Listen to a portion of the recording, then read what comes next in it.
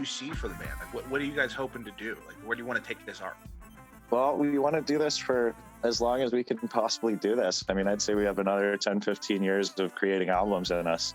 And what we've been able to see in kind of the first chapter of the band here, I'd say, is how playing shows and writing songs for people that are stories about our lives can help a lot of other people. And making a difference around the world in any small way that we can is, I think, a big mission for us.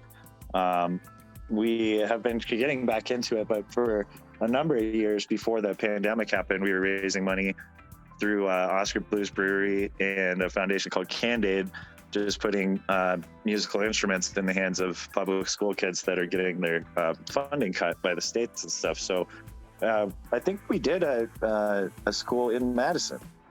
One of the first times that we did. Yeah, we donated like 14 violins and a couple other instruments to an elementary school. Yeah. We were just in Detroit with our friend Grizz, and he does a thing every year called the 12 Days of Grizmas, and all that goes to a foundation called Little Kids Rock. So very similar thing, and it's something that gets overlooked, I think, all over the country.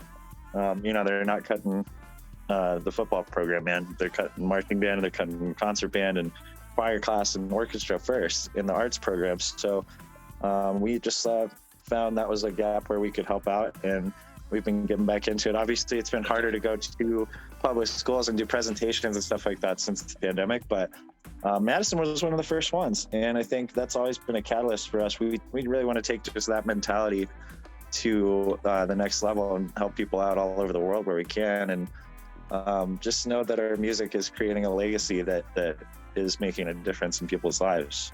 Yeah, I'd love to have our own festival where it's like we get to curate the vibe. We get that, like, the way that Electric Forest was string cheese, and Pigeons playing ping pong at Dome Fest, and all these different bands gonna have their own little festivals, like Mo and Humphreys at summer camp, and like I think something like that would be cool, and to be able to tie it in with a charitable event where it's like not only can we curate the dopest vibe and have our own fest, but like use that as a way to help these kids out, or like help, like another big passion of ours is animals. So it's like if we could do something that's like helping with the Humane Society, or helping with these kids with make sure that they have access to instruments, and like use the dopest experience that I know about, which is a music festival, to like curate the vibe and help out. That's basically like my biggest dream as far as the band goes. Yeah, man. I feel like that's really like a purpose that I feel like we all share. This is a gift and a privilege, and we want to make as many people happy as we can. And I'm sure you could find a beautiful place in that lovely state of yours to hold such a wonderful event.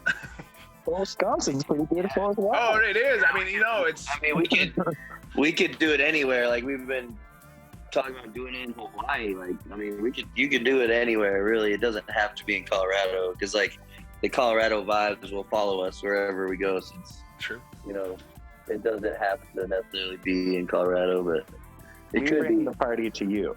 Well, I will say there's a lot of fields to have parties in the Midwest.